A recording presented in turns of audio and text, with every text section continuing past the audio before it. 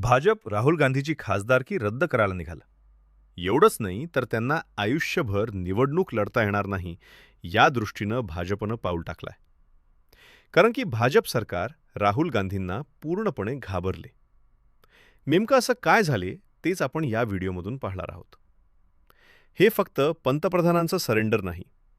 हा एका व्यक्तीचा निर्णय नाही. हा एखाद्या करारापुरता मर्यादित विषय नाही. हा थेट एक बिंदू 4 अब्ज भारतीयांच्या भविष्यासमोर केलेला सरेंडर आहे, असा आरोप लोकसभेत उभं राहून विरोधी पक्षनेते राहुल गांधी यांनी केला. आणि त्या एका वाक्यानं संसदेत बसलेली सत्ता अक्षरशः हादरली. तो क्षण साधा नव्हता. तो आधीच ठरवलेला डायलॉग नव्हता. तो राजकीय भाषणाचा भाग नव्हता. तो थेट सत्तेच्या निर्णयांवर केलेला आरोप होता. लोकसभेचं अधिवेशन सुरू होतं. देशाच्या बजेटवर चर्चा चालू होती. सत्ताधारी बाकांवर आत्मविश्वास होता. मंत्री आकड्यांमध्ये, फाईल्समध्ये, नोट्समध्ये गुंतलेले होते. सरकारला वाटत होतं की नेहमीप्रमाणे चर्चा होईल, विरोधक टीका करतील आणि दिवस संपेल. पण त्या दिवशी तसं झालं नाही. राहुल गांधी उभे राहिले आणि त्यांनी पहिल्याच वाक्यात स्पष्ट केलं की आज ते आकड्यांवर नाही, आज ते भाषणबाजीवर नाही, आज ते थेट निर्णयांच्या मुळावर बोलणार आहेत.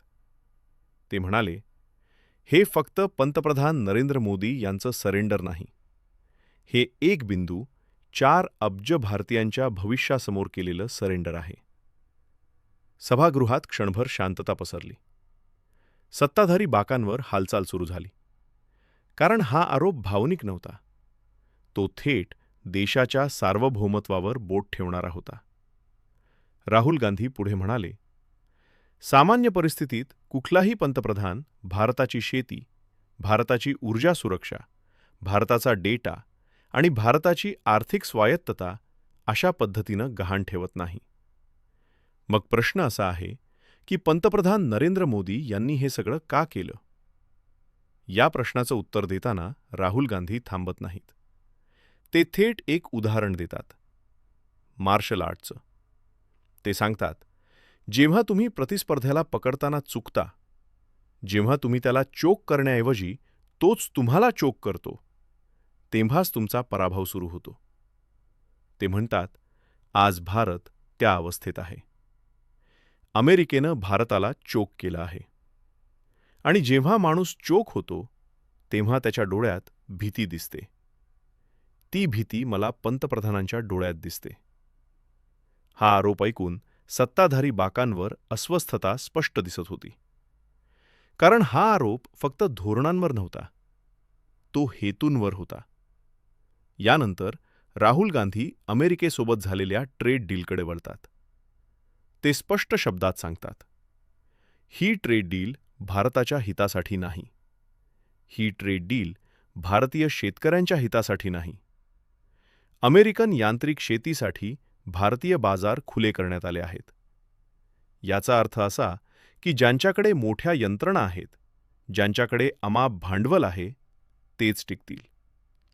लहान शेतकरी, सीमांत शेतकरी, ज्यांची शेती अजूनही पावसावर अवलंबून आहे, ते या स्पर्धेत टिकू शकणार नाहीत. राहुल गांधी ठाम शब्दात म्हणतात, ही लाजिरवाणी गोष्ट आहे.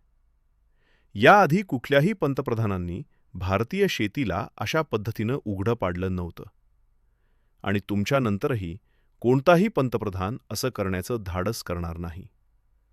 इथपर्यंत येताच विरोधी बाकांवर टाळ्यांचा कडकडाट सुरू होतो. शेम, शेम अशा घोषणा दिल्या जातात. पण हा फक्त सुरुवात होती. राहुल गांधी अमेरिकेसोबतच्या ट्रेड डीलवर बोलताना फक्त शेतीवर थांबत नाहीत. ते थेट भारताच्या ऊर्जा सुरक्षेवर बोट ठेवतात. ते म्हणतात, आजपर्यंत भारत ठरवत होता आपण तेल कुणाकडून घ्यायचं, कोणत्या देशाकडून घ्यायचं, कोणत्या अटींवर घ्यायचं. पण आता तसं राहिलेलं नाही. राहुल गांधी सभागृहात म्हणतात, आता अमेरिका ठरवणार भारताने तेल कुणाकडून घ्यायचं आणि कुणाकडून नाही. ते म्हणतात, अमेरिका येणार आणि भारताला सांगणार, तुम्ही यांच्याकडून तेल घेऊ शकत नाही. तुम्ही त्यांच्याकडून तेल घेऊ शकत नाही. आणि जर भारताने अमेरिकेला नको असलेल्या देशाकडून तेल खरेदी केली तर भारतावर टॅरिफ लावले जातील. भारताला शिक्षा दिली जाईल. राहुल गांधी प्रश्न विचारतात, याचा अर्थ काय? याचा अर्थ आपली ताकद संपली आहे. आपल्याला जखरून ठेवण्यात आलं आहे.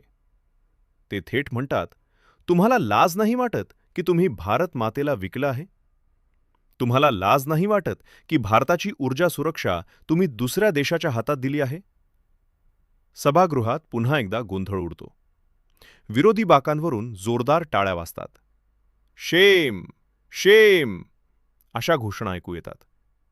राहुल गांधी पुढे म्हणतात, पंतप्रधानांनी सरेंडर केलं आहे कारण त्यांना भाजपच्या आर्थिक ताकदीचं रक्षण करायचं आहे आणि त्या ताकदीवर अमेरिकेत केस सुरू आहेत.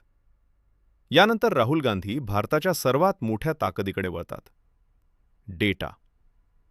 ते म्हणतात, भारत आणि चीनची तुलना केली तर भारत उजवा ठरतो, फक्त आणि फक्त भारतीयांच्या डेटामुळे.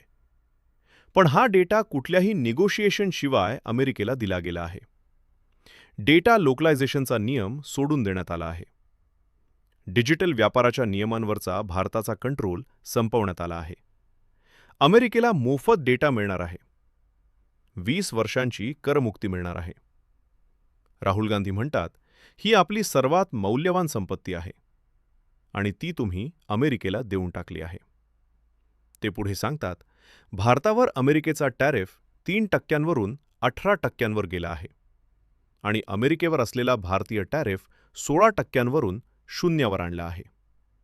भारताने अमेरिकेला कमिटमेंट दिली आहे की भारत $100 मिलियन आयात वाढवणार. पण अमेरिकेने अशी कुठलीही कमिटमेंट भारताला दिलेली नाही.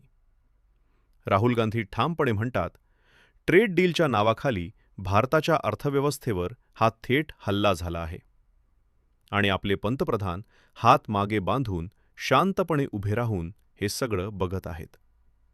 यानंतर राहुल गांधी टेक्स्टाईल इंडस्ट्रीचा मुद्दा उपस्थित करतात. ते सांगतात, काही दिवसांपूर्वी ते गुरगावमधील एका टेक्स्टाईल फर्मला भेट देऊन आले. तेथील उद्योगपती म्हणाले, आम्ही पूर्णपणे संपलो आहोत. कारण बांगलादेशला 0% टॅरिफ आहे आणि भारताला 18%.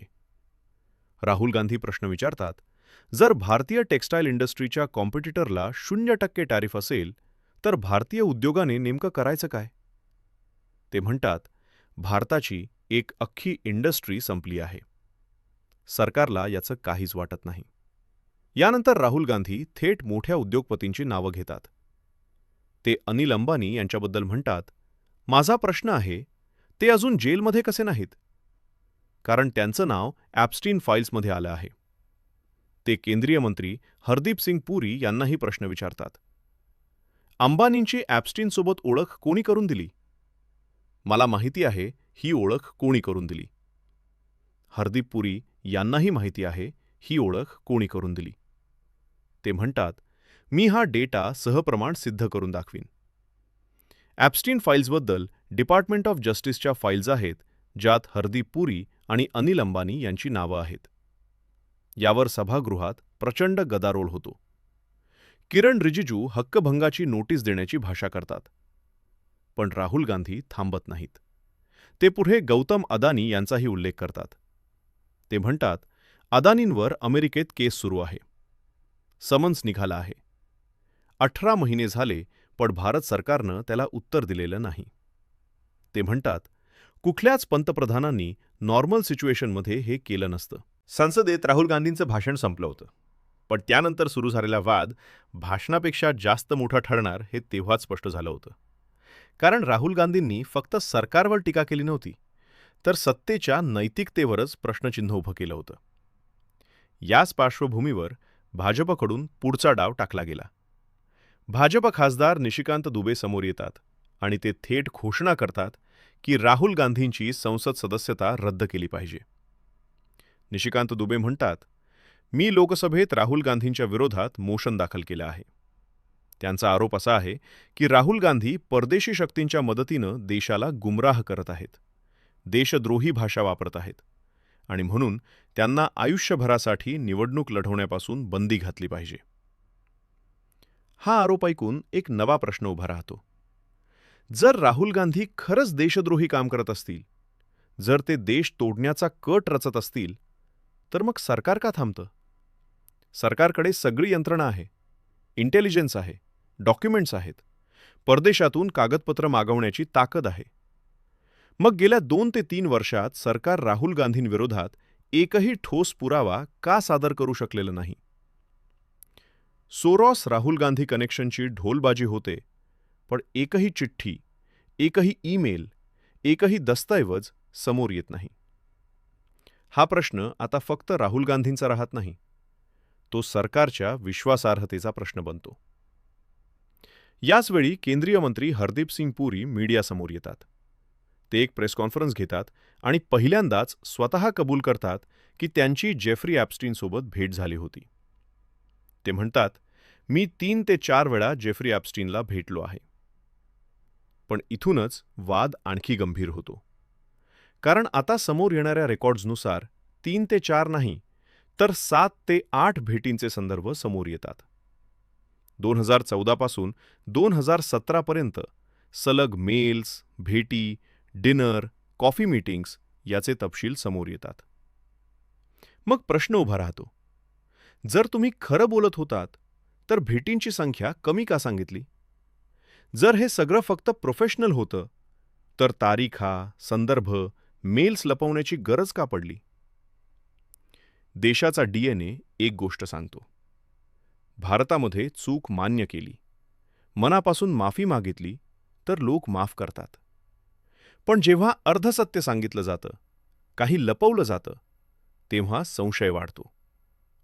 याच कारणामुळे हरदीप पुरींची प्रेस कॉन्फरन्स त्यांना क्लीन चिट देण्याऐवजी अजून अडचणीत टाकते. या प्रकरणावर पत्रकार, विश्लेषक, राजकीय निरीक्षक एकच प्रश्न विचारतात. जर एखादा मंत्री इतक्या गंभीर आरोप असलेल्या व्यक्तीशी वारंवार संपर्कात असेल, तर त्याची नैतिक जबाबदारी काय असते? याच दरम्यान काही स्क्रीनशॉट्स समोर येतात. मेल्स, डिनर इन्व्हिटेशन्स, मीटिंग्सचे उल्लेख. हे सगळं एकच गोष्ट दर्शवतं. ही ओळख अपघाती नव्हती. यावरून भाजपची अडचण वाढते.